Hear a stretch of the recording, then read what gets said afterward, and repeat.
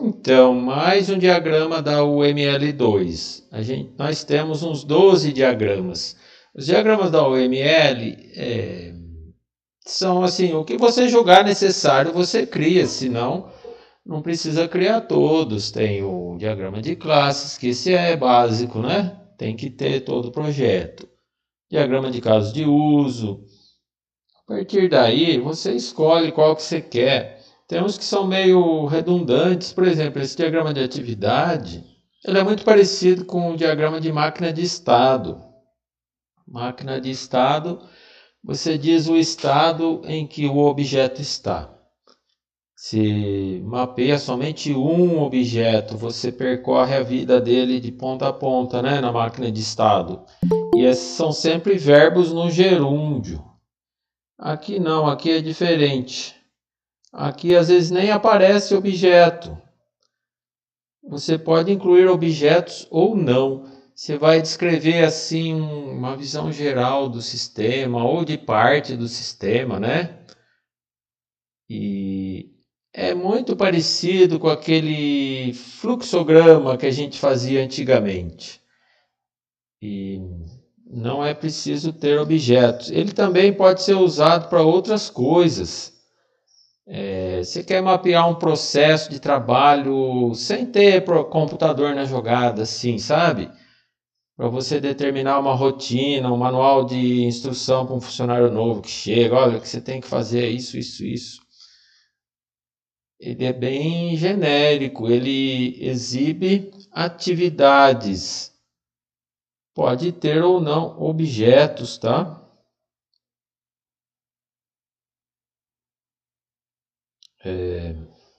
Deixa eu ver aqui onde que eu parei.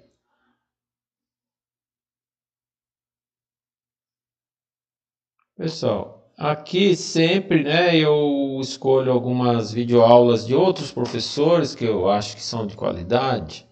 São aulas curtas, né, de 20 minutos. Aqui tem o professor da Unasp, né, Gustavo Caetano. Ele já está usando a ferramenta Astar. Essa ferramenta é a mais usada. Eu acredito que é a melhor de todas. É gratuita, né? Eu recomendo que usem, porque facilita muito o trabalho, fica desenho de qualidade. Mas tem outras, tem Lucidchart. O importante é seguir o padrão gráfico da linguagem, senão você vai desenhar um diagrama UML, as pessoas não vão entender. É rigoroso essa padronização gráfica, tá? Aqui tem um outro professor, Eduardo Figueiredo, Universidade Federal de Minas Gerais. Explica muito bem os conceitos, né? E é bem resumida a aula. A minha aula é mais completa, apesar de que a aula desses dois professores aqui são muito boas, tá? Eu extraí a minha aula do capítulo 10 desse livro que eu vou seguir o semestre todo, né?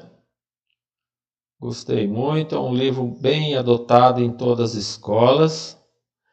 E a programação para hoje? Pessoal, não se assustem que tem bastante itens, mas é tudo simplesinho, eu vou passar bem rápido em cada um. Só para ter uma visão geral da aula de hoje. Cada númerozinho é um símbolo gráfico, né? Bem intuitivo, bem fácil de entender. Tem 3 exemplos bem extensos para vocês seguirem, né? Para fixar mais a teoria, vendo o exemplo é melhor. E por fim tem os exercícios propostos. Eu vou dizer cada um desses elementos gráficos aqui, ó. Tem alguns que você já conhece de outros diagramas. É bem simples, né? Não se assuste com a quantidade de tópicos.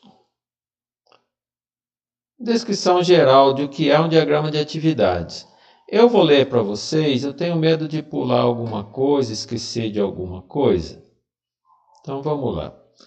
Modelagem de atividade enfatiza a sequência e condições para coordenar comportamentos de baixo nível. Você vai descrever ações, né, que vão acontecer dentro do seu software. Cada ação, às vezes, ela precisa ter uma condição para ser executada ou não, né, um if. Às vezes precisa aguardar um outro evento. Às vezes ela é disparada por uma mensagem de um outro objeto.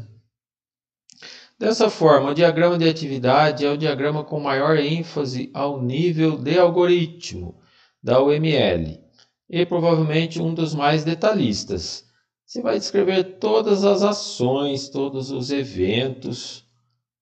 É como se fosse aquele fluxograma da maneira de programar procedural, tradicional, sem envolver objetos, né? Você vai dar uma visão mais alto nível, mais por alto mesmo, de todas as atividades do seu software. Ele é muito semelhante aos antigos fluxogramas, usados para desenvolver lógica de programação e determinar fluxo de controle de um algoritmo. Vai estar descrevendo o algoritmo, a lógica, né?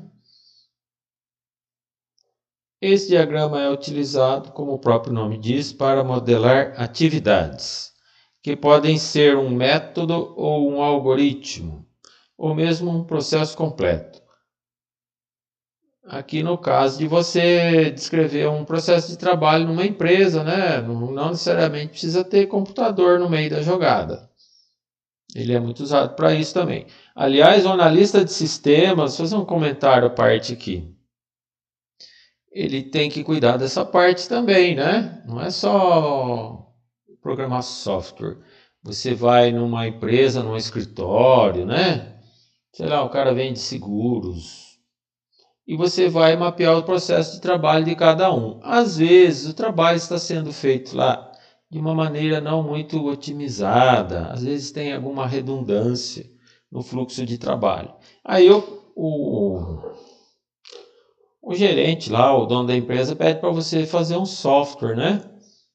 Para automatizar esse processo de trabalho. Qual que é o seu dever? Você falar, não, eu não vou fazer isso. Eu vou automatizar uma coisa que não está otimizada. Não, primeiro vamos rever a maneira como vocês estão trabalhando aqui. Vamos otimizar, vamos tirar redundâncias. Tem duas pessoas fazendo a mesma coisa. E vamos tornar esse fluxo de trabalho melhor. Depois aí sim eu vou automatizar. Então você já começa desenhando esse fluxograma aqui, ó, esse diagrama de atividade.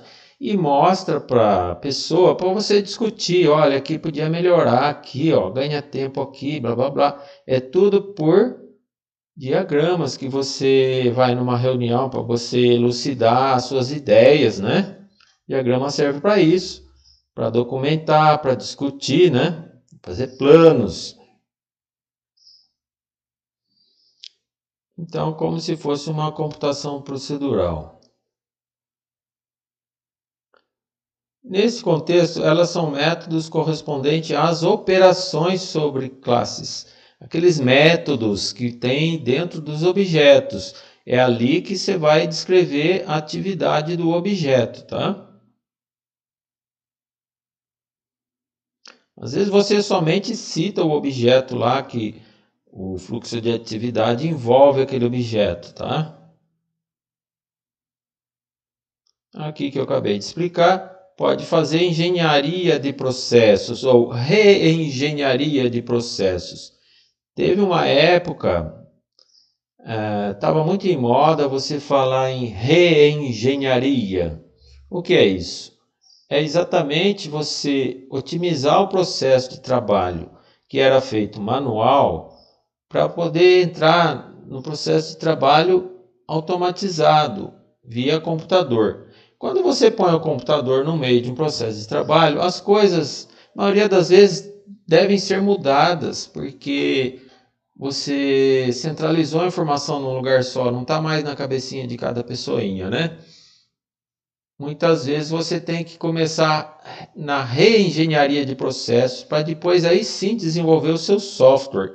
Isso é muito comum e é uma parte assim que você tem que convencer o especialista de negócios a fazer mudanças, porque não se usa automatizar uma coisa que não está sendo feito bem otimizada, tá?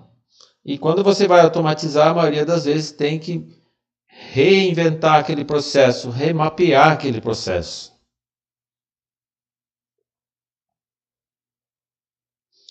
Então é isso, pessoal. Você pode usar diagrama de atividades para mapear qualquer tipo de processo de trabalho. Também para software, né? É claro, os métodos, né?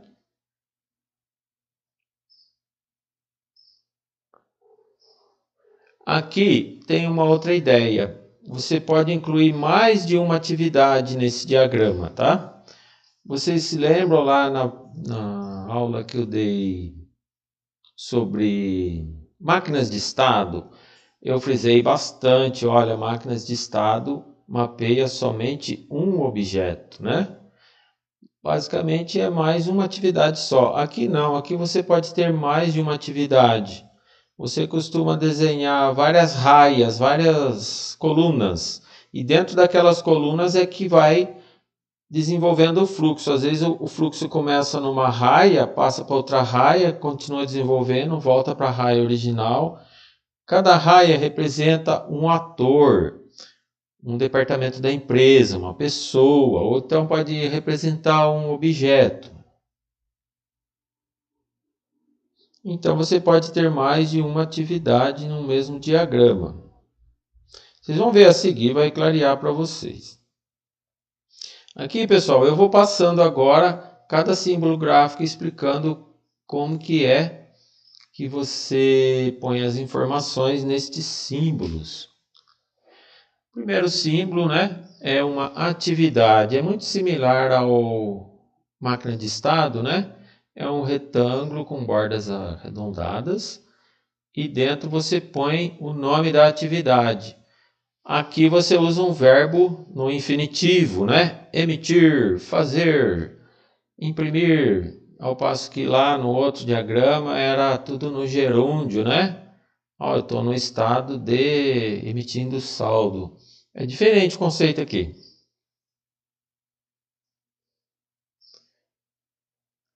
Uma atividade específica especifica a coordenação de execuções de um comportamento subordinados usando um modelo de fluxo de controle e dados.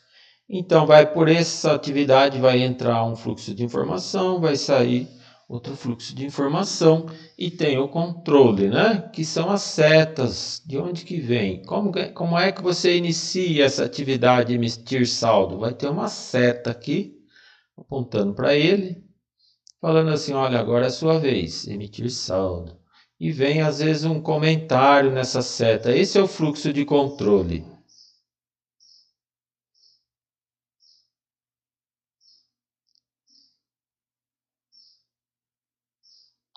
Então, especifica uma ação. Podem envolver funções de cálculo aritmético, invocar comportamentos. É uma ação, um ato, né, que está acontecendo. Pode ser enviar sinais, né? A gente vai ver o símbolo de como é que você envia um sinal, você simboliza o sinal. Pode ser criar um objeto, né? Atualizar dados de um objeto ou destruir um objeto. Nó de ação. Pessoal, vocês viram que nó de atividade e nó de ação, olha, professor, é igual, né? É igual. Só que o nó de ação ele é pequenininho. É assim que você diferencia ele do nó de atividade, tá? Nó de atividade normalmente é uma atividade bem conhecida, que já foi programada em outro lugar. Ação não, é mais assim descritivo, né? Não envolve alguma coisa que você programou no seu software. É um passo, é um evento que aconteceu para poder evoluir aquele fluxo, né? O nó de ação é atômico, ou seja, é a parte mais básica, mais simples de uma atividade. Quer dizer, a atividade compõe várias outras subatividades. Aqui não, aqui é só uma atividade singela, né? Discreta, não é divisível. Você representa com um retângulo bordas arredondadas. Pessoal, é bem simplesinho, é só um conceito. Depois que juntar os símbolos, aí começa a fazer mais sentido. Fluxo de controle. É uma seta que liga dois nós, tá? Uma linha. E ela tem uma direção. A direção da ideia de quem é que é executado primeiro, quem é que é executado depois. São duas ações, né? Sequenciadas. Condição de guarda. A gente já viu isso na outra aula. Condição de guarda é um teste. Olha, se acontecer isso, faça aquilo. Se não, faça aquela outra atividade. Na seta você põe lá entre colchetes, que é o teste. Ó, eu vou evoluir dessa atividade para essa outra, interligado por uma seta, mas somente se essa condição for satisfeita. Você indica a condição de guarda em cima da seta.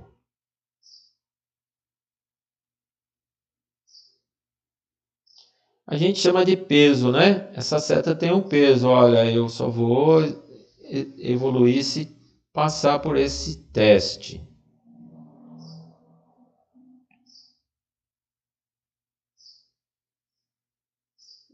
Você tem sinais também, né? Sinais é uma informação que eu vou indicar lá na frente. Depois vocês vão ver como é que representa um sinal. O sinal ele é transmitido de uma atividade para outra, passando alguma informação.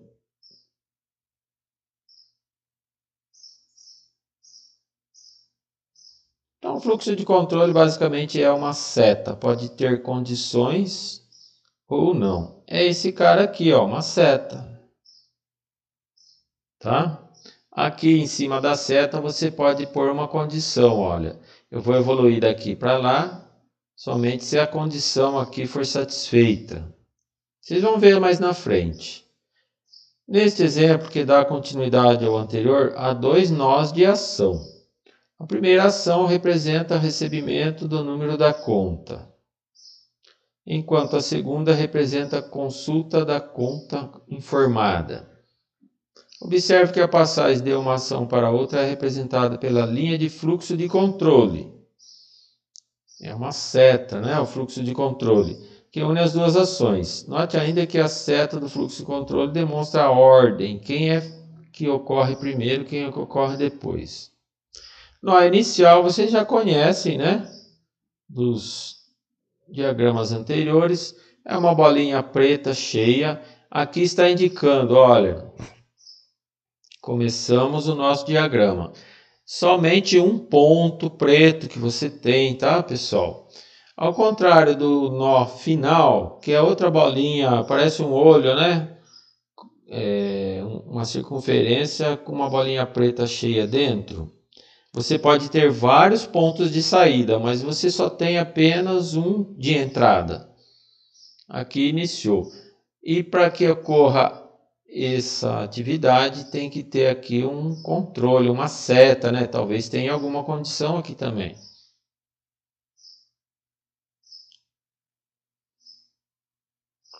O final de atividade está dizendo, olha, aqui o meu processo termina.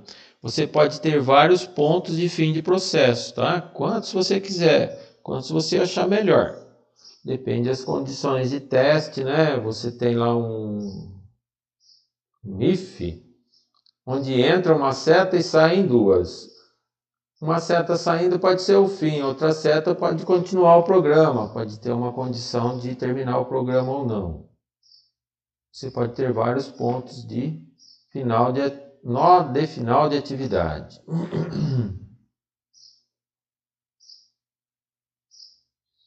Nó de decisão. Aqui você tem as condições de guarda. Lembra que eu expliquei agora há pouco que é uma condição de guarda? Entre colchetes, você descreve um teste que deve ser feito para que possa evoluir daqui para cá esse fluxo de controle. Se solicitar senha, só vai ser efetuada essa atividade caso a conta seja válida, é uma condição de guarda. E se a conta for inválida? Eu termino o programa. Olha o símbolo aqui de fim do programa. Esse losango aqui determina, o famoso if. O if, ele tem duas condições de saída, verdadeiro ou falso. É sempre assim. Então, conta válida é o verdadeiro, conta inválida é o falso. É simplesinho, pessoal. É exatamente igual aqueles fluxogramas que a gente fazia antigamente, né? Lá na aula da professora Zad, no Portugal Studio, lembra?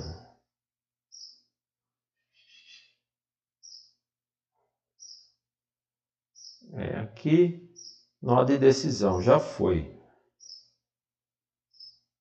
Aqui um exemplo simples, diagrama de atividade. Pessoal, vamos direto ao desenho. Aí eu vou comentar o desenho, que vocês vão entender mais rápido e mais fácil. Isso daqui já foi visto nas aulas anteriores, né? Eu vou fazer um zoom aqui. Porque esse desenho aqui não está muito bem, qualidade boa, né? Então, a gente está desde o início do semestre até o fim, a gente vai passar por esse aplicação de controle bancário, né? Imagina que você está lá num banco. Aí chegou um cliente e ele pediu para... O que é mesmo que está fazendo aqui? Quer ver o saldo dele, né? Aqui é só para vocês fixarem como é que desenha esse negócio, tá? Sem entender direito o que está acontecendo, não precisa muito entender. Comecei aqui o programa. Olha o símbolo de início do programa. Aí o fluxo vem. Alguém informa o número da conta no computador do banco, né? Receber número da conta. Isso aqui é uma atividade. O computador recebeu, leu o cartão que o cara passou na maquininha lá de autoatendimento. Aí aquele programa acordou e o que ele vai fazer com aquele número de conta? Ele vai ver se existe aquela conta, né? Consulta. E aí depois vai fazer um teste. Olha, consultou o banco de dados, sei lá o que, aqui não está dizendo. Se a conta for inválida, não existe essa conta. É fim, acabou o seu algoritmo aqui, né? Se a conta for válida, aí você pede a senha, é uma outra atividade. Vai receber a senha. Depois que informou a senha bonitinho, né? Vou validar a senha. Outro teste. Se a senha for inválida, fim. Se a senha for válida, consulta o saldo. É outra atividade, tá vendo aqui? Então você vai unir as atividades sequencialmente com condições de guarda, com atividades de espera, né? Às vezes uma atividade está esperando outra. E aí você vai descrever todas as ações que vão acontecer no seu software. Vocês estão vendo que aqui não tem objetos, só tem atividades. É bem assim da maneira tradicional. Aqui você não está descrevendo programação orientada a objetos. Você está descrevendo uma lógica mais geral, né? Um processo de trabalho que você vai depois programar, detalhar no seu software. Consulta saldo, apresenta o saldo e conclui diagrama de atividades, consultar saldo. Você pode programar orientado a objeto, mas descrever a sua lógica com um diagrama de atividades que não tem nada a ver com programação orientada a objetos. Está embutido nessas caixinhas aqui os seus objetos. Bifurcação ou união. Aqui vocês já viram também, na aula anterior, no outro diagrama, a gente tem isso daqui. Pessoal, aqui dá a entender que é paralelo. Não necessariamente são atividades paralelas, tá? Aqui eu estou indicando basicamente que essa atividade não depende dessa. Em relação ao tempo, essa aqui pode ser executada primeiro, essa aqui pode ser executada depois. A ideia é somente que elas são independentes, elas não são sequenciadas, né? Isso aqui começa e termina, às vezes isso aqui nem começou ainda. E depois lá na frente elas vão unir de novo, né? Essa barra aqui a gente já conhece da outra aula. O fluxo se dividiu, né? São duas atividades. No caso, você vai numa loja, faz um pedido. Ah, eu quero comprar isso daqui. Aí o vendedor vai preencher um pedido lá no computador, né? Emitir uma nota fiscal, não é isso? Em paralelo, um outro funcionário já vai passar o cartão, né? Para fatura, né? Cobrança. Essas duas atividades cobrar. Se você já sabe o valor, cobrou do cartão, pronto. É só um ticketzinho, não está nem dizendo o que foi comprado. E aqui no pedido sim que vai detalhar o que foi comprado. Essas duas atividades podem ser feitas independentemente ou em paralelo, correto? Você representa com essa barra preta bem forte, bem grossa, né? Divide as duas atividades. Lá na frente vai ter uma outra barra que vai unir esses dois fluxos.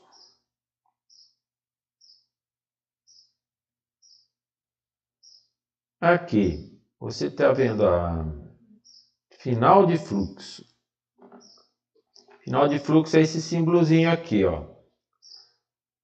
É uma circunferência com um X dentro. Você está lá desenhando, imagina uma folha de papel. Aí acabou o papel.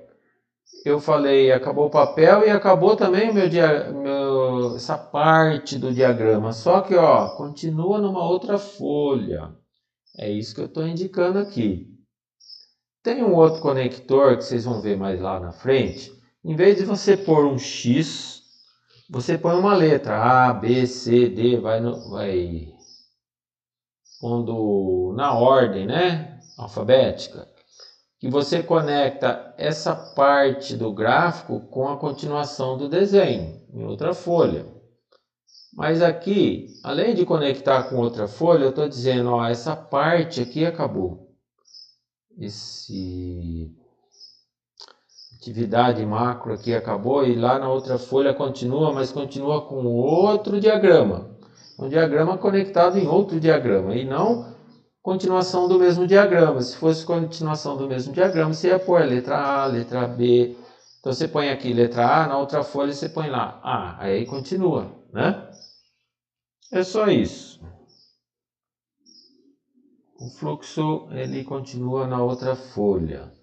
Essa outra parte aqui, ó, é um outro exemplo que não vem ao caso, mas é que eu já expliquei, né? Condições de guarda, decisão, outra condição de guarda.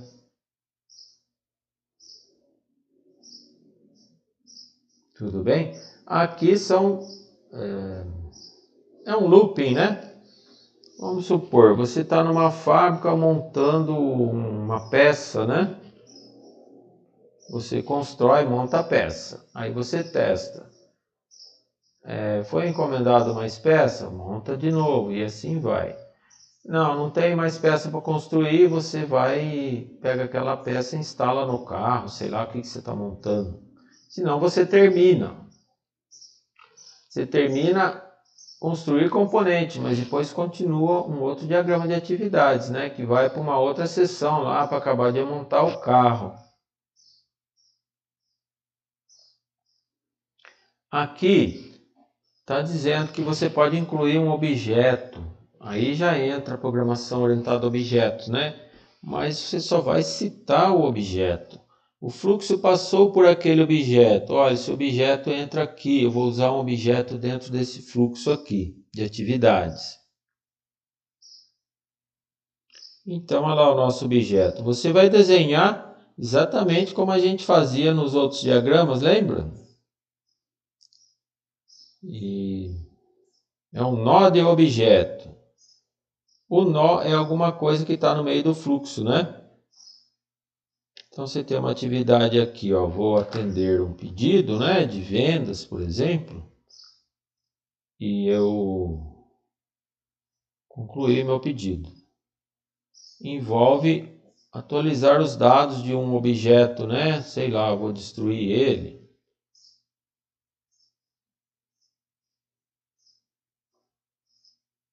E depois vai para outra atividade. Só estou dizendo que eu uso um objeto aqui no meio. Olha o símbolo lá, 2 pontos, nome do objeto, bordas quadradinha, né? Não é borda arredondada. Aqui você está diferenciando. Isso aqui não é uma atividade.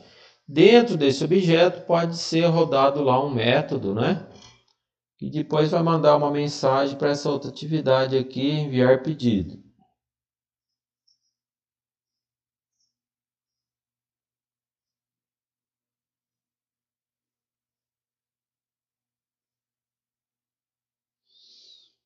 Eu só ler para vocês, pessoal, para não pular nada. O fluxo de objetos pode ser utilizado para modificar o estado de um objeto. Você vai atualizar uns dados lá, vai rodar algum método, né? Definindo um valor para um de seus atributos, ou mesmo instanciando ou destruindo este objeto. Um objeto pode representar multiplicidade, que nesse caso determina o número mínimo e máximo de valores que o objeto aceita. Se existir um valor mínimo, a ação só inicia quando ele for atingido. Um objeto pode apresentar também upper bound, limite máximo. Tem limite mínimo e limite máximo, entre colchetes, que determina o valor máximo de valores que o objeto pode conter. Em tempo de execução, quando esse valor é ultrapassado, o fluxo é interrompido. A figura 1010 apresenta um exemplo de nó de objeto, junto com o fluxo de objetos, que é muito semelhante ao fluxo de controle. Neste exemplo, após o atendimento do pedido ter sido concluído, atualiza-se um objeto da classe pedido, para determinar que este foi concluído, passando-se em seguida para o nó de enviar pedido. Pessoal, esse negócio de limite mínimo, limite máximo, são as entradas e as saídas. Aqui está explicado melhor, ó. Quando você quer indicar uma interface entre uma atividade e outra, esse quadradinho pequeno aqui são dados. Você está representando dados aqui, ó. Eu tenho dados do pedido, tá vendo? O mesmo pedido que sai daqui, entra ali. É para indicar entrada e saída de dados. Eles chamam de alfinetes. É uma interface entre duas atividades. Então, naqueles objetos lá, eles podem requerer uma interface. É isso que está falando lá em cima. Se você acha que não é necessário especificar o pedido, você só põe a seta sem esses alfinetes, sem esses quadradinhos pequenos. Aqui você achou que é bom dizer que aqui tem um documento, né, que é o pedido, então você põe esse quadradinho menor que são os alfinetes, as interfaces de entrada e de saída das atividades, tá? Como numa função, né? Se lembra lá as funções? Tem os parâmetros de entrada e depois ela tem a saída dela. É a mesma coisa aqui, uma função é uma atividade, né?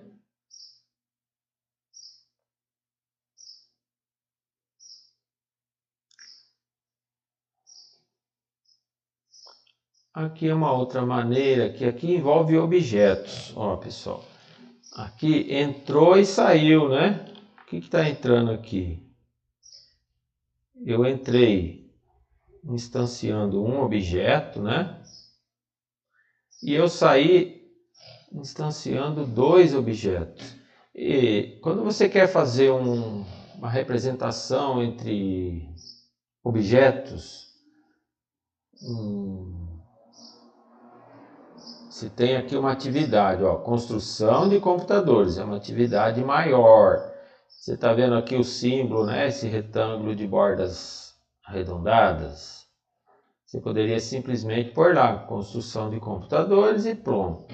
Mas eu quero detalhar que dentro dessa atividade, eu tenho 3 objetos envolvidos. Então é assim que você desenha. eu vou instanciar um objeto chamado materiais de produção. Olha o símbolo aqui dos 2 pontos, olha as bordas quadradinhas, né? E aí eu descrevo aqui, ó, as atividades que esses objetos vão processando. Construir componentes, eu vou instanciar outro objeto componente. Aí eu pego esses componentes, vou montar o computador. Aí eu vou produzir um outro objeto que é o computador montado. Aí eu testo. O fim de toda essa parte aqui, construção de computadores, vai resultar em 2 objetos. Um computador aceito ou computador rejeitado. É um caso de... Opa! Faz um zoom, né, na atividade e lá dentro você especificou os objetos.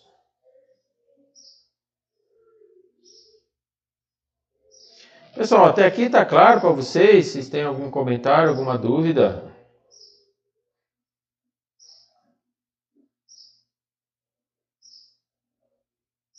Posso continuar? Pode, professor. Pode continuar. Tá, obrigado. Nó de parâmetro de atividade. Nessa figura, o nó de objeto, materiais... isso aqui está explicando o que eu acabei de falar. Vamos embora. Exceções. Pessoal, quando vocês ouvem falar em exceções, em programação, em software, já vem logo na cabeça aquela ideia de erro, né? Algum evento que não é esperado, então é uma exceção. E como é que você vai tratar estes erros? Todo software tem que tratar os erros. Você tem que prever tudo. E se o cara digitar um dado errado? Vai lá, exibe uma mensagem de erro e volta, manda digitar de novo. E se esse dado foi lido de um arquivo que não dá para mexer mais? Manda uma mensagem na tela, aborta o programa, explica direitinho o que deu de erro, né? Sempre tem que fazer isso. Todo software tem que ter uma saída. Você nunca pode abortar seu programa sem explicar por que o programa abortou. Sempre tem que ter explicadinho o que aconteceu.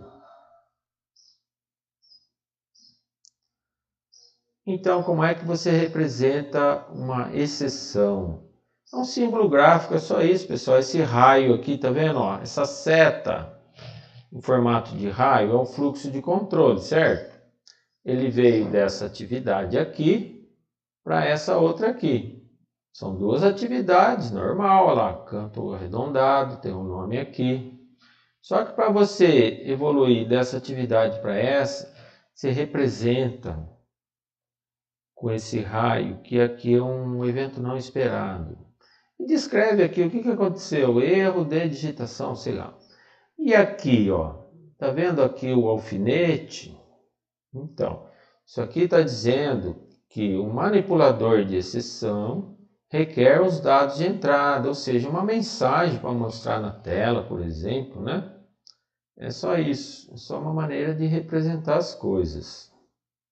Aqui não está dizendo o que aconteceu, não explica nada, né?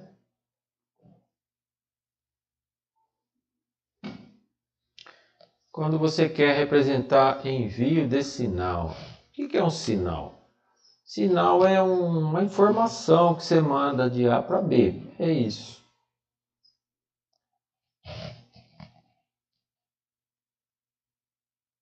Como que você representa esta informação, né?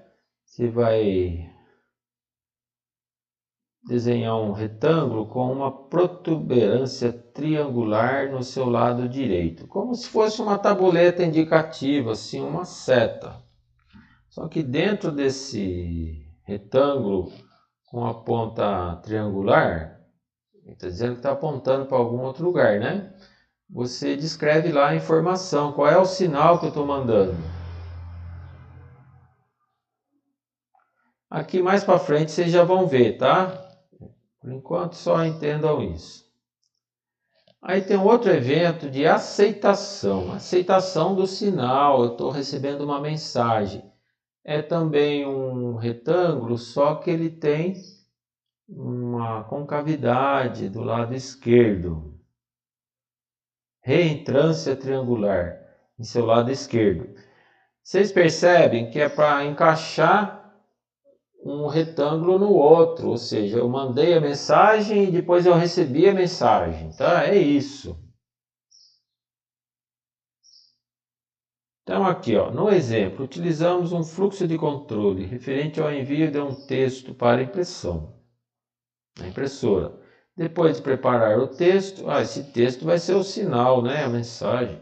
É enviado um sinal à impressora para verificar se está pronto. Olha, tem papel, está conectado na rede. Aí é um teste que você faz, né? Você manda um sinal para a impressora acordar, né? Aí ela liga. Aí ela manda o sinal de resposta. Olha, tudo ok, estou pronta. Tem papel, tem toner.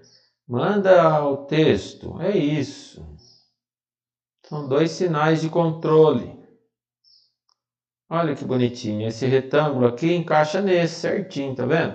Enviei mensagem, recebi mensagem. Mandei mensagem para a impressora, que é um objeto, né? Esse objeto mandou uma resposta. E o sinal daqui passou para cá. Recebi o sinal. Aí eu sei que eu posso começar a atividade de enviar texto. Pessoal, você vê como é só uma documentação, é só uma representação de uma informação, né?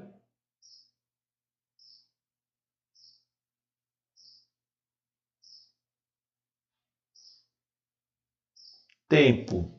Tempo é o quê? Olha aqui, o que vocês imaginam? Aquele reloginho antigo de vidro, né? Que vai caindo aquela areiazinha, simbolizando o tempo. Então eu quero representar, olha, eu vou fazer uma atividade, fazer o backup de tudo que está no HD do computador, mas eu tenho que esperar o momento que ninguém estiver usando o computador, porque senão esses dados não vão estar completos, né? Vão estar tudo inconsistentes. Aí quando for meia-noite, eu pego aquele computador, eu desconecto ele da rede, pego tudo que está no HD dele e copio para uma fita de backup. Só que qual é a condição para eu fazer esse backup? Final do expediente. É um tempo de espera, se representa por esse reloginho, tá? É um trigger, é um gatilho, né? Vai disparar o backup à meia-noite, né? Esse é minha rotina de backup. Eu represento dessa maneira aqui na documentação.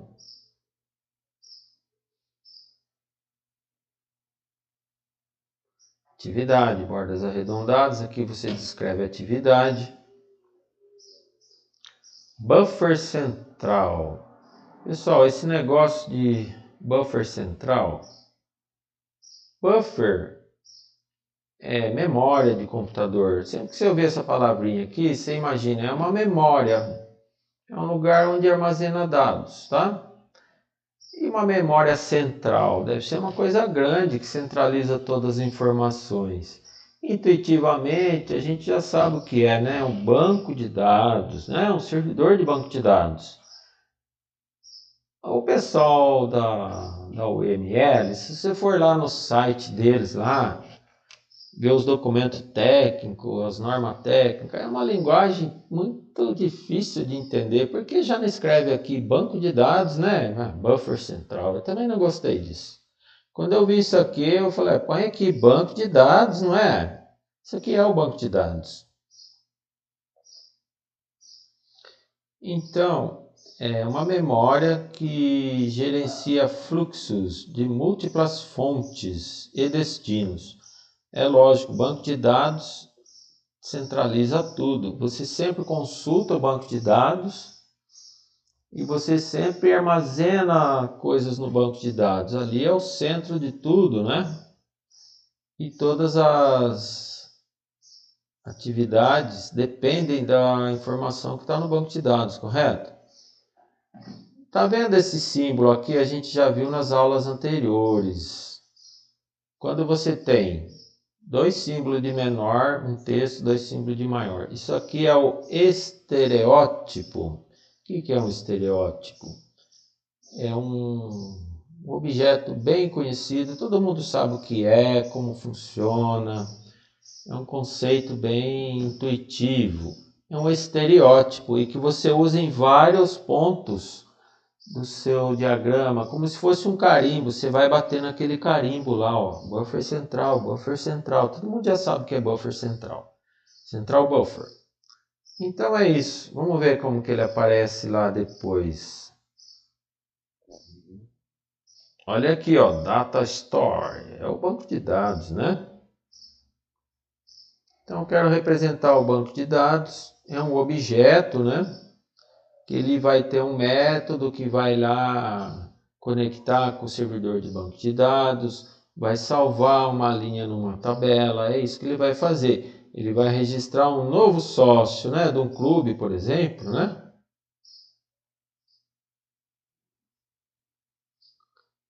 É isso. Então é o Data Store. Aqui já mudaram de nome, né? Podia ser Central Buffer.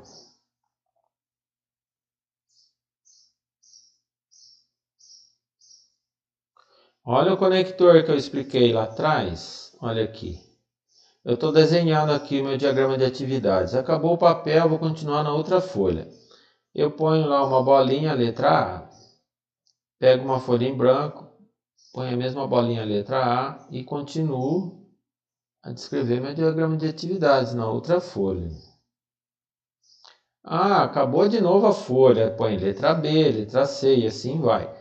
Pessoal, mas não é recomendado você ter muitas folhas para o mesmo diagrama. Se o negócio está muito grande, dá um jeito de quebrar em partes, né?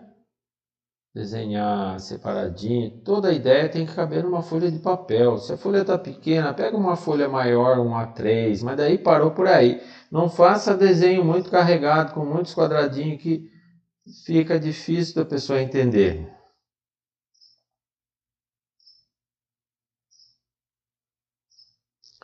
Chamada de comportamento. Chamada de comportamento no seu software. Imagine que você tenha uma parte que usa criptografia. Você não vai ficar programando algoritmo de criptografia. Isso aí já tem pronto, é só usar, né? Então, como que você indica que você está usando criptografia? Por exemplo, não é só criptografia, qualquer outra coisa que é parte do seu diagrama de atividade que você não quer descrever com detalhes. Ah, roda a criptografia aí. Isso aqui eu não preciso documentar, né? É uma coisa que está comprada, pronta para usar, né? Você representa com esse símbolozinho aqui, ó. É um garfo virado para baixo. Isso aqui está dizendo, é uma atividade que não é parte do meu software, mas eu uso. Eu montei lá, eu empacotei junto, né? Quando você compila, você tem uma biblioteca lá que compilou junto, correto? É assim que você descreve. Criptografia não é parte do seu documento.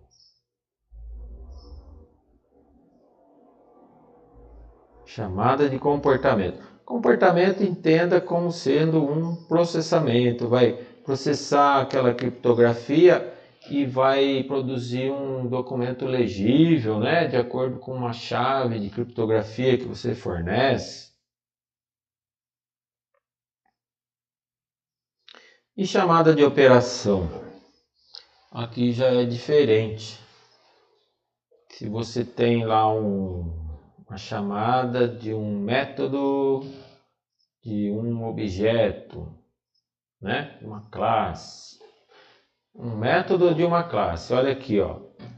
Aqui você tem o nome da classe. Dois pontos, indica o quê? Que o que vem depois é parte do que vem do lado esquerdo, do que está do lado esquerdo. Abrir conta. Então, eu estou dizendo aqui, ó, existe um método chamado abrir conta, pertencente à classe conta comum. eu vou chamar esse método. Atividade, abertura de conta.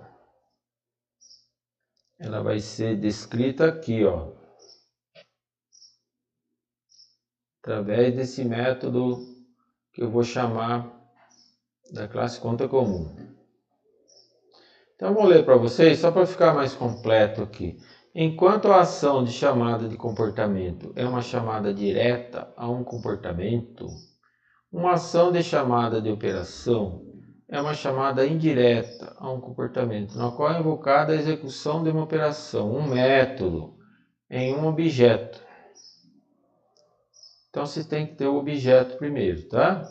E qual é o objeto? É abrir conta, da classe conta comum. Esses dois pontos duplos indicam que do lado esquerdo está o nome da classe e do lado direito está o método.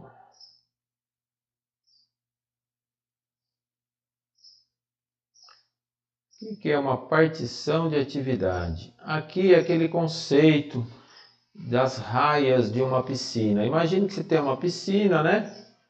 Vou ter uma competição lá de natação. Aí os nadadores vão lá, ó, seus postos, pronto, pá, dá um tiro. Aí cada um vai nadar numa raia. Cada um está fazendo uma atividade em uma raia separada. São vários atores, né? É isso. Aqui você vai dividir o diagrama de atividades e vai dar uma tarefa para cada ator. Cada vez que você muda de ator, você muda de raia. Seu fluxo vai dançando para raia A, raia B, volta da C para A, vai da A para B e fica assim, vai e volta. Então, você vai fazer mais ou menos isso. Vamos ver se tem um desenho aqui. Esse blá blá blá todo aqui é só para falar isso. Vamos ver o exemplo. Neste exemplo da figura 10-20, existem 3 partições, ou seja, 3 raias de uma piscina. Cada raia tem um ator. Então, uma raia é o setor de vendas. Outra raia para o setor contabilidade. E outra raia, o cliente. Aqui no caso é um cliente numa loja comprando alguma coisa. Então, primeiro você recebe o pedido. Aí começou o seu diagrama. O cliente fala, ó, quero comprar isso daqui. Aí o setor de vendas, que está numa raia, né? Vai fazer o atendimento do pedido. Vai preencher lá uma notinha, descrever o que está comprando, o preço, né? Aí o que ele faz? Ele já vai fazer aquele negócio em paralelo, né? Já passa para a contabilidade emitir uma cobrança, uma fatura, né? Vamos ver como é que ficou. Aí volta para o cliente, depois que fez isso, realizar pagamento. Olha, outra raia, cliente. Então tem a raia vendas, contabilidade e tem a raia do cliente. Tá aqui, ó. Olha que bonitinho. Simples. Começa aqui, ó. Início do seu diagrama. Começa com quem? Com o vendedor, né? No balcão. O vendedor recebe um pedido. O cliente fala, eu quero comprar essa camiseta aqui. O vendedor recebeu o pedido, né? Verbal. Vai atender o pedido, vai preencher lá uma notinha, certo? Essa notinha já vai... Faz de conta que é papel ainda, né? Vai uma via para contabilidade, pedindo assim, olha, emite uma cobrança para esse cliente, aí ele vai pagar a prazo, tá? Daqui um mês você manda uma cobrança para ele, vai para faturamento, a contabilidade que faz isso. Aí a contabilidade vai criar um objeto, né, um papel que se chama fatura e vai mandar para o cliente. Aí o cliente faz o pagamento. Ó, já mudei de raia, tá vendo? Do vendedor passou para a contabilidade, da contabilidade passa para o cliente. Aí o cliente faz o pagamento. Ó, vai lá no caixa, pagou, né? Aí a contabilidade vai dar baixa nessa fatura, vai pôr lá que está pago, né? E volta para o vendedor. O vendedor vai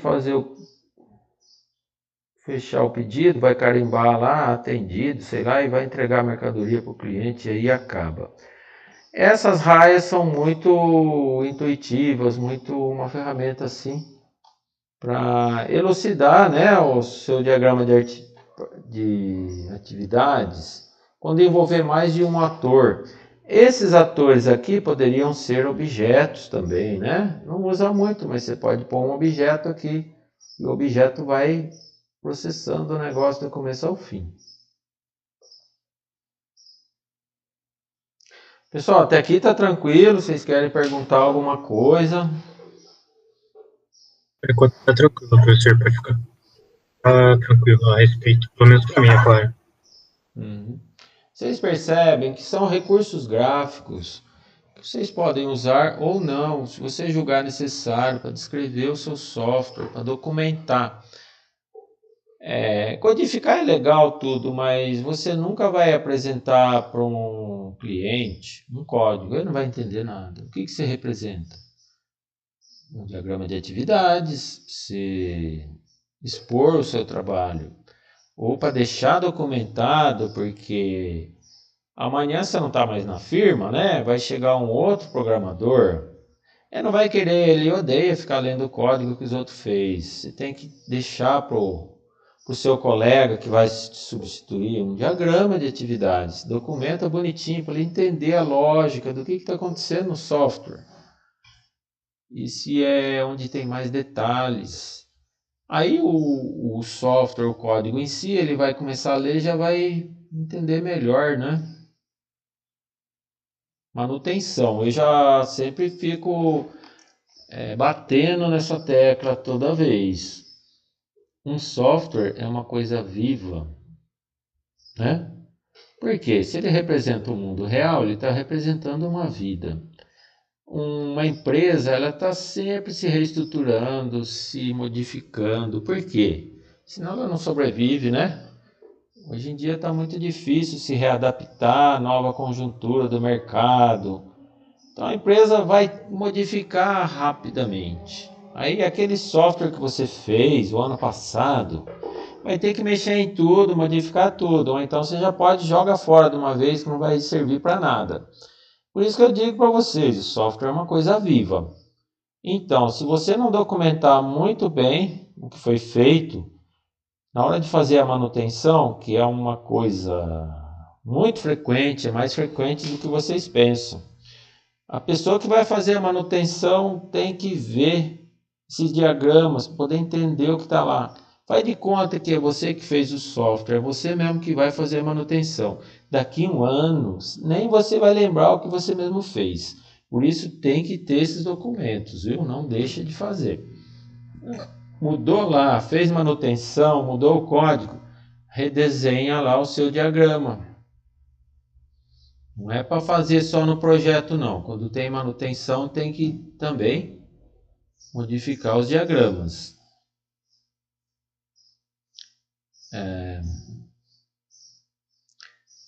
Outro conceito aqui de diagrama de atividade. Região de atividade interrompível.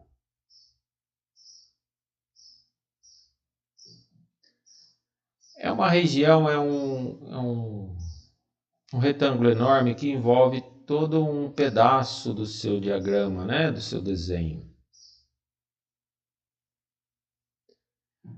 Vou ler para vocês. Uma região de atividade interrompível engloba certo número de elementos, ou seja, é um pedação do seu desenho, que vai ser delimitado por um retângulo, né, que se chama região interrompível.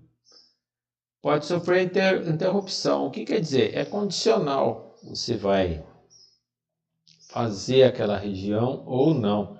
Depende da condição de guarda, de um teste, né?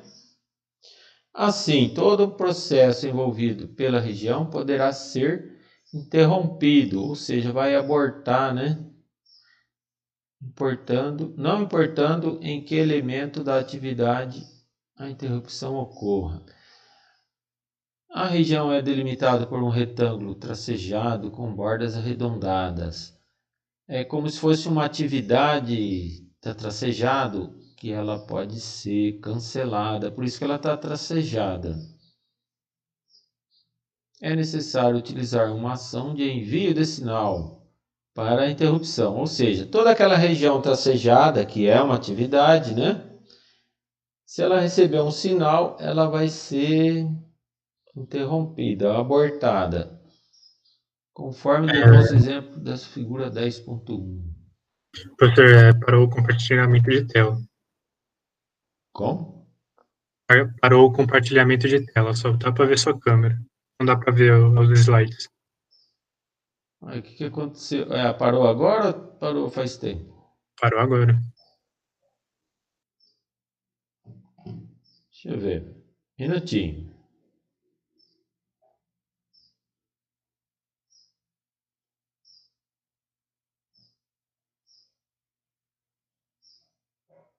Obrigado por avisar. Opa, de nada.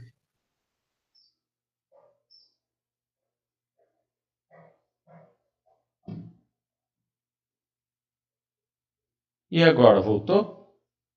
Sim, voltou, professor. Obrigado, meu amigo.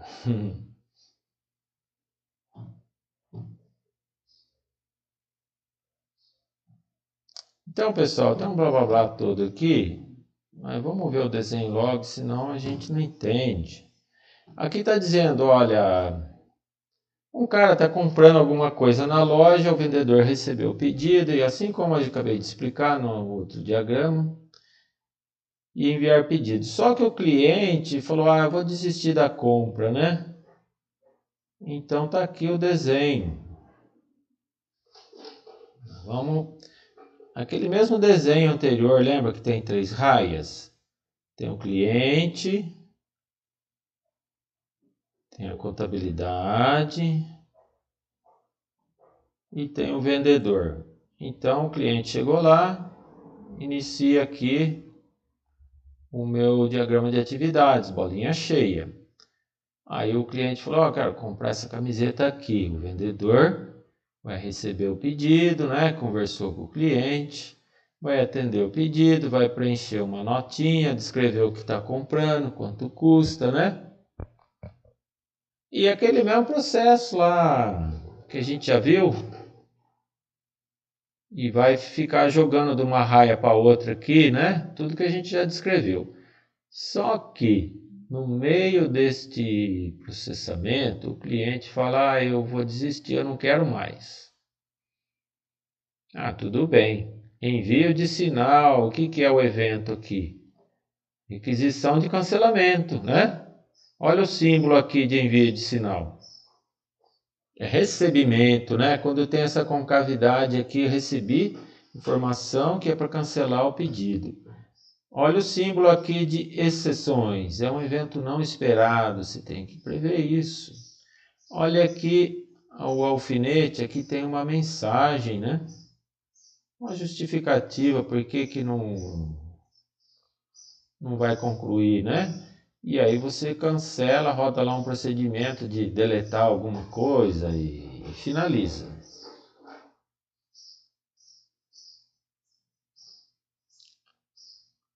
Aqui não chega a concluir, não chega no fim.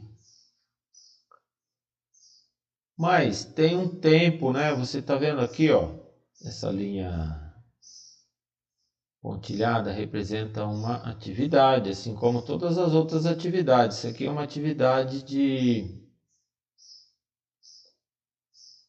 um pedaço da atividade, né? É uma região de, como é que fala? Interrompível. Tudo que está aqui dentro pode ser abortado. O que tiver fora disso aí não pode abortar mais, né? Por quê? Se o cara já pagou eu já dei baixa, já entreguei, aí não pode cancelar mais. É lógico que você pode fazer de acordo com o Procon, você pode ir lá e trocar, mas aquilo ali já está comprado, já está pago, não tem como cancelar um negócio que já está pago, já está entregue, não é mesmo? Aí você vai lá e troca. Então é isso. Se eu posso chegar aqui nessa parte e ter uma saída de abortar, que não foi indicado aqui, né?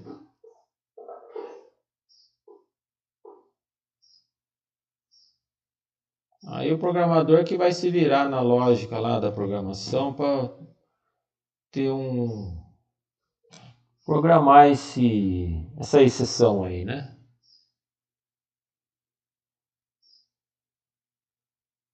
Tudo bem, pessoal? Aqui?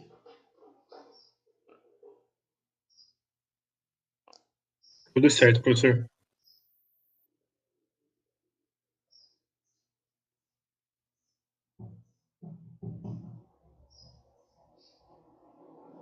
Nó de atividade estruturada. Um nó de atividade estruturada é um nó de atividade executável. É uma atividade, né, que pode conter nós subordinados. Esses nós subordinados devem pertencer somente a um nó de atividade estruturada. É como você tem lá uma caixinha escrito lá, essa aqui é atividade X. Você puxa um zoom dela, lá dentro vai ter mais coisas, mais detalhes, que também deve ter sido documentado em outra página, né, do seu diagrama, em outro lugar. Não precisa ficar repetindo.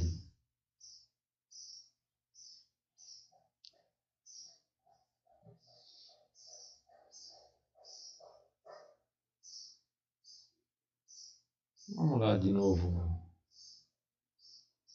Ah, tá. Lembra que a gente já viu esse negócio antes, né? Tem uma correntinha aqui. O que é corrente? O símbolo do link. Isso aqui você está apontando para uma outra atividade estruturada que está documentado numa outra página. Como eu já descrevi anteriormente, eu não quero descrever aqui, eu simbolizo com esse link. Escrevo structured, que é uma palavra-chave, né, da UML, dizendo que isso daqui é uma folha inteira que está documentado em outro lugar. E já deve ter sido conhecido previamente de quem está lendo esse documento, né? O que foi acontecendo aqui, ó? Eu recebi um arquivo criptografado, eu vou rodar uma rotina de decodificação e vou expor o arquivo legível, né? Aqui, diferentemente daquele desenho anterior, isso daqui é uma coisa que você documentou, tá? Não é uma coisa externa. Vai ter dado zoom em outra página.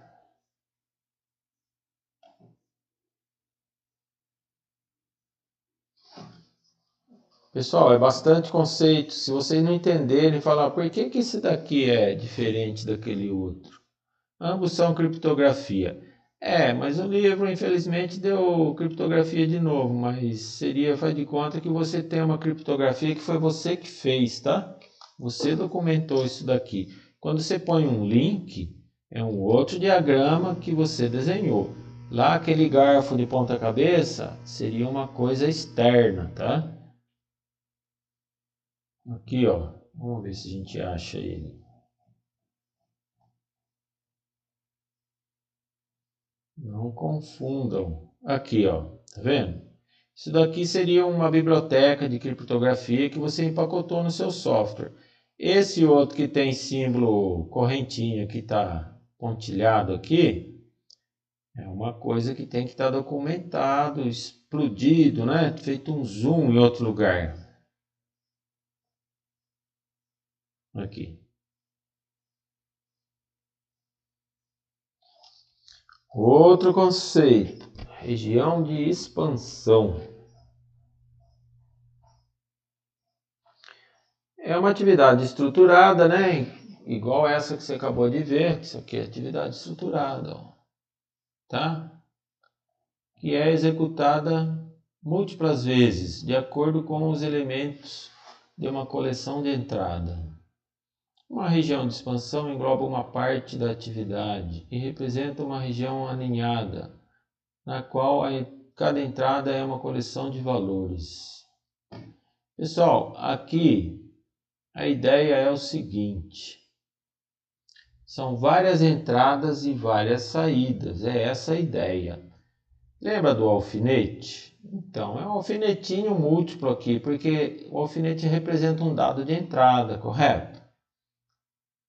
Então, eu tenho vários dados de entrada e eu tenho vários dados de saída. Imagina um vetor com 10 elementos, é isso. Eu entrei com aquele vetor aqui, se representa desse jeito. Aqui dentro você vai processar os 10 elementos do vetor, né? Um algoritmo seu lá, um de cada vez, ó, tem uma caixinha de cada vez, tá vendo? Entrei com 3, só que eu vou processar 10 vezes e vou liberar várias saídas. É essa a ideia. Tipicamente um vetor. Quando você entra, você tem que ter um alfinete aqui representando dados, né? Na verdade são múltiplos valores, e as saídas são múltiplos valores. E aqui dentro você tem lá um algoritmo que vai estar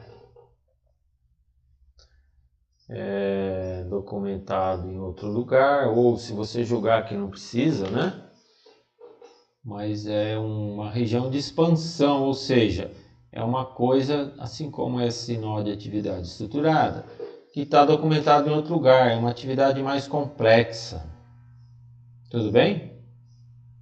Então, como que eu processo um vetor? São múltiplas vezes.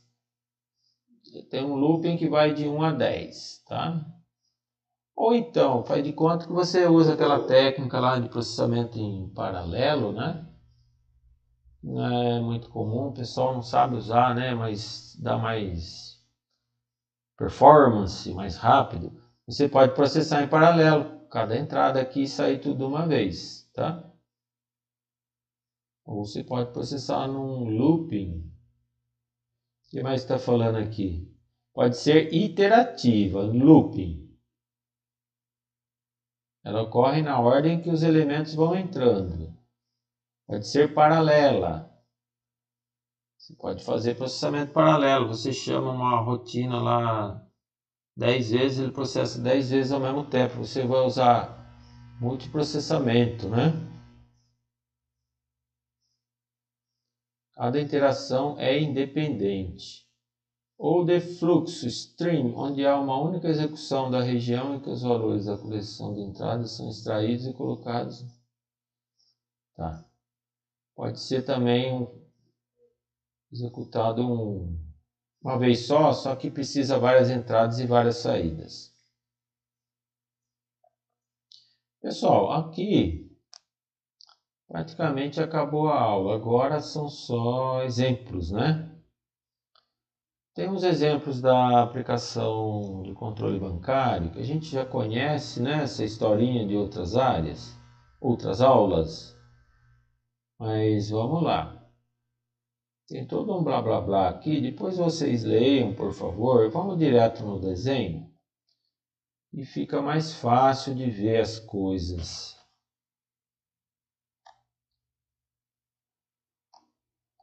Então começa aqui. Eu vou emitir um extrato bancário. É uma atividade bem complexa, né? O que acontece? Você vai lá no programa do banco, informa o número da conta. Vai no menu lá, né? Passou o cartão na maquininha do caixa automático. Aí sempre tem aquele processamento que a gente já conhece, né? Vamos ver se a conta existe, conecta no banco de dados e vê se a conta existe. Conta inválida, fim. Conta é válida, solicita a senha, recebe senha, consulta banco de dados, validou a senha, se a senha for inválida, fim, a senha é válida. Então, eu peço para o usuário qual mês que você quer emitir o extrato, né? Do dia 1 ao dia 15, o mês inteiro, né? Continua na outra página. O usuário digita os períodos, eu faço lá uma validação do período, né? Vou consultar no banco de dados de novo. Olha, existe movimentação nessa conta no mês de dezembro? Ah, não tem, acabou. Ah, tem. Então, vamos consultar objeto movimento. Esse objeto já tem lá dentro uma consulta ao banco de dados, né? E aí ele vai listar todas as linhas das tabelas onde ocorreu o saque, depósito, e vai mostrar na tela, né? Quando ele processar, não há mais movimentos, ele vai fazer o quê? Ele vai mostrar tudo uma vez, uma listagem, né? E aí termina. E aqui ele vai mostrar um de cada vez. Primeiro põe tudo na memória e depois vai mostrando. Pessoal, é simbologia, é um exemplo. Aqui deu para ver o decisão, deu para ver condição de guarda entre colchetes, tá vendo? É o teste que é feito para saber se você vai continuar dentro do looping ou se vai terminar, né? Não há mais movimentos. Tem um objeto que entra no meio, olha, o objeto tem dois pontinhos aqui, bordas quadradas, tá? Tem o símbolo de início e de fim do programa. Um outro, aqui a explicação. Pessoal, é bem intuitivo, isso aqui é só para vocês lerem depois que eu acabei de explicar.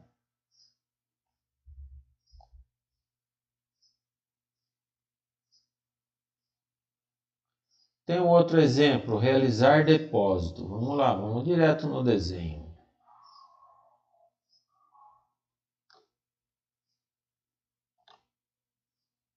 Aqui tem a descrição do diagrama de atividade, tá vendo? Activity, né? E o nome dela. Isso aqui é o Astac que faz assim, né? Então eu comecei aqui, passei o cartão, a maquininha acordou, manda consultar se a conta existe, né? Se a conta for inválida, dá um erro e termina, né? Aborta o programinha. Se a conta for válida, você quer fazer um saque, pede o valor, digita o valor, recebe o valor, saque não é depósito. Objeto, conta. Cadê? Eu vou instanciar esse objeto e vou mandar ele atualizar o saldo. Olha, some o valor do depósito ao saldo. Vai lá no banco de dados, conecta, atualiza.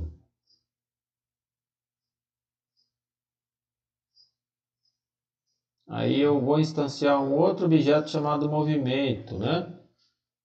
Que eu vou documentar aquela transação. Olha, dia tal, teve um depósito, valor tal, né? Atualiza a tabela movimento, aqui atualiza saldo na tabela conta. Enfim. Opa, chegou alguém.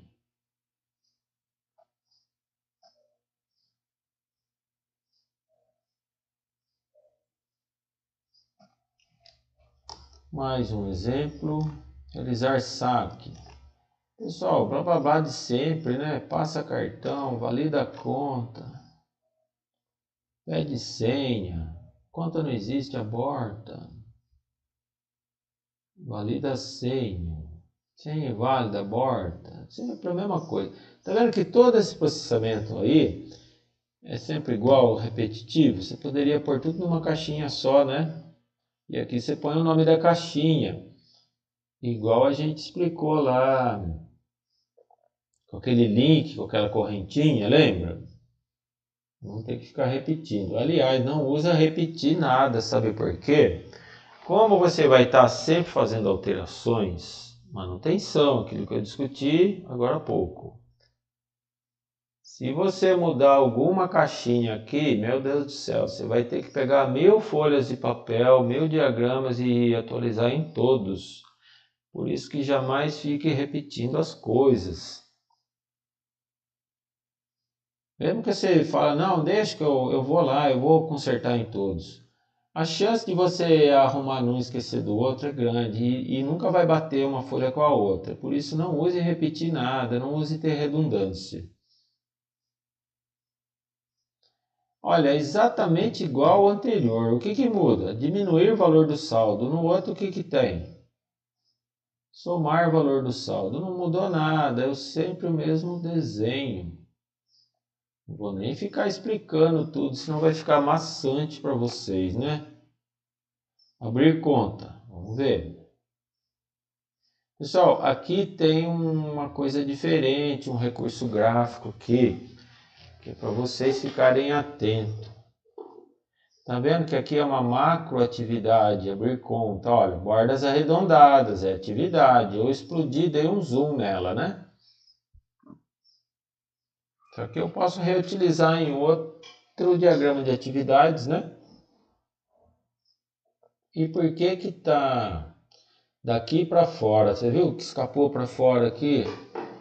Por quê? Eu estou referenciando outros diagramas de atividade que já estão documentados em outras folhas. Tem uma atividade chamada manter cliente. O que é manter cliente? É atualizar dados do cadastro do cliente, né? Mudou o telefone, mudou o endereço, tem todo um diagrama de atividade para documentar isso. Aqui tem realizar depósito. É uma coisa que a gente acabou de ver, tá vendo aqui, ó? Acabamos de documentar lá um diagrama de atividades, realizar depósito. E por que tem um alfinete aqui, né? O que é alfinete? São dados de entrada. É o valor do depósito, o número da conta que requer, né? Para esse diagrama aqui. Então, esses dois diagramas são externos, por isso que eu saí para fora e depois eu entrei de novo, tá vendo? Abrir conta. Iniciei aqui o programa. Vou lá no funcionário do banco, ele pede para mim todo aquele monte de papel, né? Holerite, comprovante de residência, CPF, certidão de casamento, todas aquelas coisas. E aí o que o funcionário do banco faz? Eu vou consultar o banco de dados, esse CPF, para ver se você já está no nosso computador.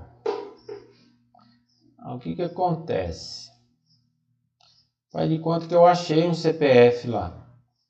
O Argemiro já está registrado no Banco do Brasil. Eu voltei lá 10 anos depois, eles ainda têm lá meu CPF, você acredita? E assim mesmo que eles fazem.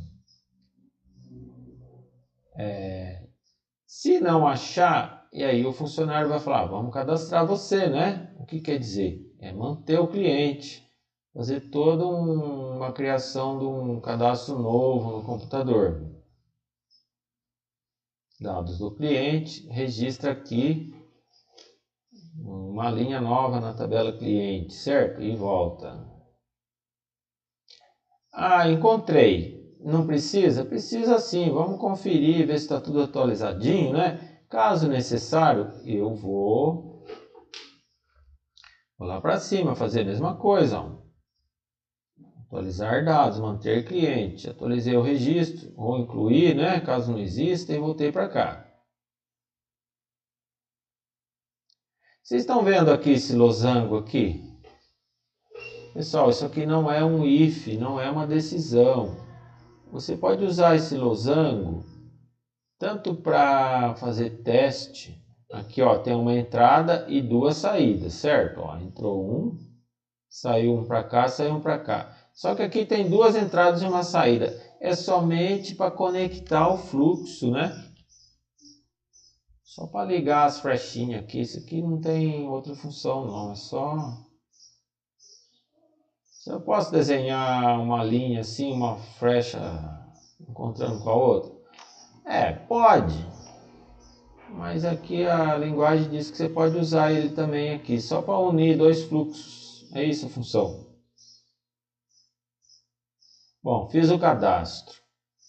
Pus lá tudo, endereço, telefone, nome da mulher, CPF, RG, assinatura, né? Aí o funcionário fala, olha, digita uma senha aí, né, para cadastrar uma senha. Tem toda a informação, eu vou lá, crio um objeto, conta. Aí sim eu vou salvar os dados, né? Conta comum, salva os dados e conta no banco de dados. Caso queira, pode realizar um depósito ou não. Lembra que a gente fez lá atrás, ó, realizar depósito? Então, eu saí para fora dessa atividade aqui, ó, tá vendo esse quadro maior aqui? Realizei o depósito e voltei. E aí o funcionário gera um cartão, né? Pede para emitir um cartão, entrega pelo correio na sua casa. Pessoal, um outro exemplo aqui. Por que tanto exemplo? Sabe por quê? A hora que eu pedi para vocês fazerem exercício, é só olhar aqui e copiar esses símbolos, vai mudando os nomes, né? Vai reestruturando. Tá tudo aqui que vocês precisam para fazer os exercícios. Encerrar conta, o outro fluxo. O que acontece quando vai encerrar conta? Contar a historinha de novo. Ó, vou consultar o saldo. Se tiver dinheiro, tira. Se tiver faltando, deposita. Se tiver zeradinho, tudo bem. Então, se tem dinheiro, realiza o saque. Se falta dinheiro, deposita. Aqui olha de novo, ó, unindo dois fluxos, ó. Não é um teste, não é um if, está só unindo duas flechinhas, não está fazendo mais nada. Aí eu vou atualizar os dados do cliente só para deixar tudo registrado lá, né? Se mudou de endereço, se mudou de telefone. É bom, né? Deixar os dados atualizados. Aí eu vou lá instanciar o objeto conta. E aí eu vou mudar o status, né? Eu convencionei. Status 1 é ativo. Status 0 é conta encerrada. Eu ponho 0 lá, saldo já está zerado e pronto, acabou. Aqui, ó, explicando, né? Aqui é um exercício. Pessoal, olha para aqueles 3 exemplos lá em cima, que lá vocês vão ter todos os símbolos gráficos, todas as opções, né? Aquele mesmo caso de venda de ingressos na bilheteria do cinema, a gente vai com esse exemplo até o fim do semestre. O que está pedindo? Escreva um diagrama de atividade referente à venda de ingressos para o cinema. Primeira coisa, você vai apresentar uma listagem para o cliente, dizendo todas as opções, todos os filmes que estão passando em cartaz, né? E quais deles que o cliente quer comprar o ticket. Escolhe uma seção e aí emite o ticket. Tem aquele processo de venda, de cobrança, simplesinho.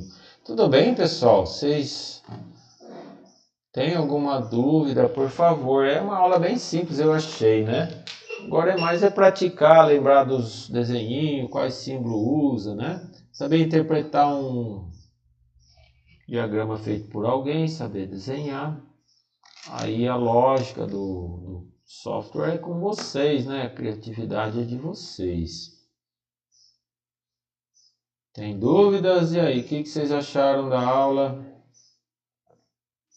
Tenho dúvida